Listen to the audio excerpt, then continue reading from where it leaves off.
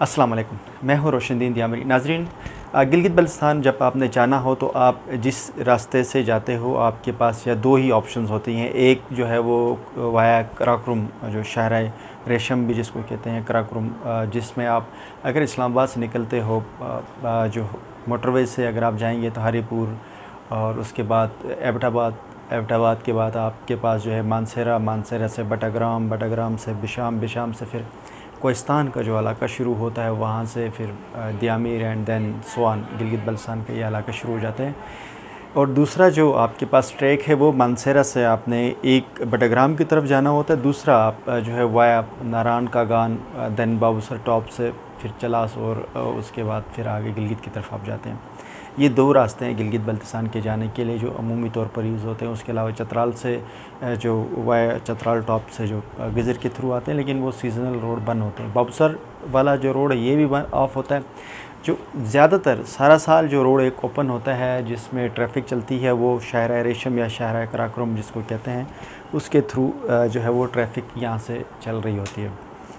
नाज़रीन, ये जो शाहरा रेशम जो है या शाहरा कराकुरम, इसके हवाले से तो आप लोगों को इतना तो आइडिया है कि ये नीचे रिवर इंडस है, ऊपर आपके जो हैं वो पहाड़ हैं, और बीच में से काट के ये रोड बनाया गया है। जैसे ही बिशाम से आप आगे जाते हो तो एक रोड बहुत ही जो है ना ख़तरनाक सिचुएशन इख्तियार करता है। एक तो ड्राइविंग बहुत एहतियात से करनी पड़ती है, उसके साथ साथ आप जो है वहाँ पर लैंड स्लाइडिंग का एक बड़ा मसला होता है। जब भी सीज़न शुरू हो जाता है तो बारिशें हो जाती हैं, बारिशों की वजह से वहाँ पर रोड हमेशा ब्लॉक हो जाता है। नाज़रीन, जो जितने भी जो बड़े हाईवेज़ हैं और मोटरवे हैं, ये जितने भी जो रोड हैं, इनका मेंटेनेंस का काम जो है पूरे पाकिस्तान में NHA कर रहा होता है। लेकिन बदकिस्मती समझें या कुछ समझें कि गिलगित बल्तिस्तान का जो ये वाला शहर कराकुरम है, इसका जो ठेका है वो FW के इदारे को दिया जाता है, जो इस प्रोजेक्ट के ऊपर काम कर रहे होते हैं। उनके ज़िम्मे होता है कि जब भी कोई मसला होता है तो यहाँ पर रोड को ठीक करें। शहर कराकुरम पर जितने भी लोग गिलगित बल्तिस्तान गए होंगे वो हमेशा दो तीन जगहों में तो उन्होंने किसी न किसी तरीके से आप वहाँ रुके होंगे, फ्लड आया होगा। एक जो है चलास से आप जब आगे गिलगित की तरफ जाते हो तो एक मुकाम आता है तत्ता पानी, वहाँ पर हमेशा से लैंड स्लाइडिंग होती थी और उसकी वजह से रोड बंद हो जाता है, और जिसकी वजह से वहाँ पर मुसाफिर 3-3, 4-4 दिनों तक जो है वो फंसे रहते हैं, उनको बड़े मसाइल का सामना करना पड़ता है। उसके साथ जो कोहिस्तान के जो एक एरिया है दासूस से पहले उछाड़ नाला, जो गुज़श्ता साल से उसमें जो है फ्लड आने की वजह से वो नाला मुकम्मल बह जाता है और वो बंद हो जाता है। आज कल भी ये सूरत हाल है, गुज़श्ता 2 दिनों से वो नाला बंद है, और वहाँ पर जो है वो उन्होंने रोड कुछ इस तरीके से बना हुआ था कि जो गुज़श्ता साल जब फ्लड आया, वहाँ पर बारिश हुई, उसके बाद फ्लड के साथ जो वहाँ पर ब्रिज थी वो ब्रिज उसको दरिया में बह गई थी।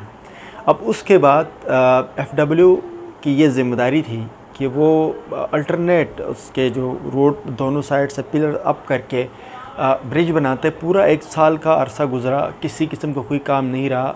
जैसे ही रोड निकल रहा था बस इन्होंने भी कहा अल्लाह अल्लाह खैर सलाह, जब काम चल रहा है तो गुजारा कर लें। लेकिन परसों बारिश हुई, बारिशों के बाद दोबारा पानी शुरू हुआ, फ्लड आया और उसने सारा रोड लेकर गया। गुज़श्ता कल से गिलगित बल्तिस्तान के हज़ारों गाड़ियाँ उसी मुकाम पर स्टक हैं, और हमारी माएँ बहनें, लड़के लड़कियाँ, बुज़ुर्ग, तमाम लोग वहाँ पर जो है वो महसूर होकर फंसे हुए हैं।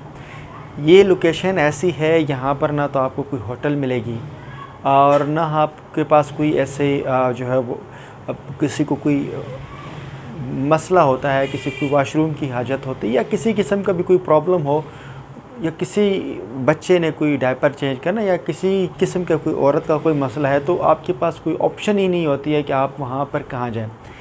इस मुकाम के ऊपर गुज़श्ता कल से ट्रैफिक बंद है।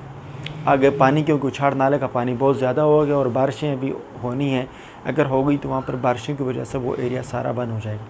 FW की किसी किस्म की एक्टिविटी नज़र नहीं आ रही है। जो मुकामी वहाँ पर जो नौजवान और वो जो मुकामी लोग हैं, जो हमारे सियाह जो मुसाफिर फंसे हुए हैं, वो इस हवाले से 12 उनकी तरफ से जो है अकाम बाला को ये बताया गया है कि आप इस मसले को क्लियर कर लें।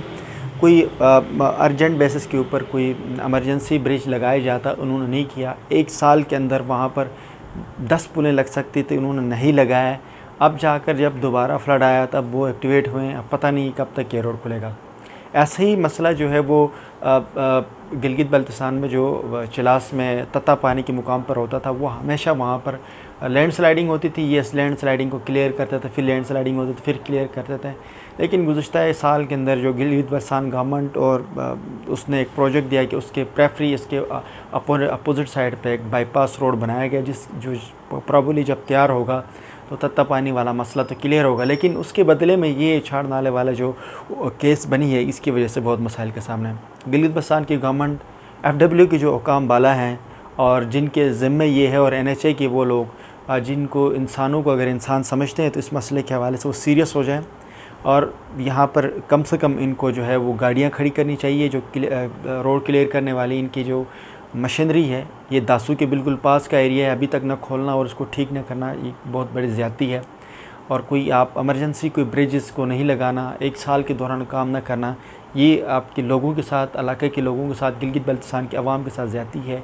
गिलगित बल्तिस्तान के अवाम का भी सबसे बड़ा मसला ये है कि ये जब फंसते हैं, जब रुलते हैं, जब इनको कोई डंडा पड़ता है तो तब ये लोग उठते हैं और बातें करने शुरू करते हैं, रेजिस्ट कर लेते हैं। लेकिन जैसे ही हालात नॉर्मल होते हैं, इन लोगों को बोलना, रेजिस्ट करना और किसी इशू के ऊपर आवाज़ उठाने की इनकी कभी भी हैसियत नहीं रही। चापलूसी, चमचागिरी और आलाकारी से जब तक नहीं निकलेंगे गिलगित बल्तिस्तान के लोग, इनको मसाइल कभी भी हल नहीं हो सकते हैं। गिलगित बल्तिस्तान के लोग मुकामी जो अपनी हुकूमत है उनके इस हवाले से प्रेशराइज़ कर लें। आपकी जो इलेक्टेबल लोग हैं उनको आप प्रेशराइज़ कर लें, जो ब्यूरोक्रेसी उनको प्रेशराइज़ कर लें। आप लोग आपस में लड़ने और एक दूसरे की चापलूसी करने के बजाय जब आप अपने मसाइल को जो सही डायरेक्शन पे जब तक आप नहीं लेकर आओगे तो आपके मसाइल हल नहीं होंगे। जो काम रियासत की ज़िम्मेदारी होती है वो अगर हम खुद करने पे आ जाएं और हम खुद ही NGO के थ्रू चीज़ें क्लियर करने आ जाएं तो वो मसाइल हल नहीं होते। इसलिए हमें गिलगित बल्तिस्तान के जो लोग बिलखुसूस और जो KKH में सफ़र करने वाले लोगों बिलअमूम, उन सब से ये गुजारिश है कि वो इन इशूज़ के ऊपर आवाज़ उठाएँ। गिलगित बल्तिस्तान की खूबसूरती और चार चांद के हवाले से सारे बातें करते हैं, लेकिन वहाँ के जो जेन्युइन मसाइल में से एक मसला ये KKH का, जहाँ पर एक्सीडेंट होते हैं वो तो अलग से है, लेकिन ये जो बारिशें होती तो मामूली सी तो रोड बंद हो जाता है। जिन इदारे की ज़िम्मेदारी है उनको अपनी ज़िम्मेदारी पूरी करने के लिए आवाज़ उठाएँ। इस हवाले से आर्टिकल जो आप लोग चापलूसी में लिखते हैं वो आर्टिकल आप इन इशूज़ के ऊपर लिख लें। और गिलगित बल्तिस्तान के अवाम से मेरी हाथ जोड़ के अपील भी है, आप लोगों से रिक्वेस्ट भी है, ये चमचागिरी से बाहर निकलें, अपने मसाइल के लिए आवाज़ उठाएं।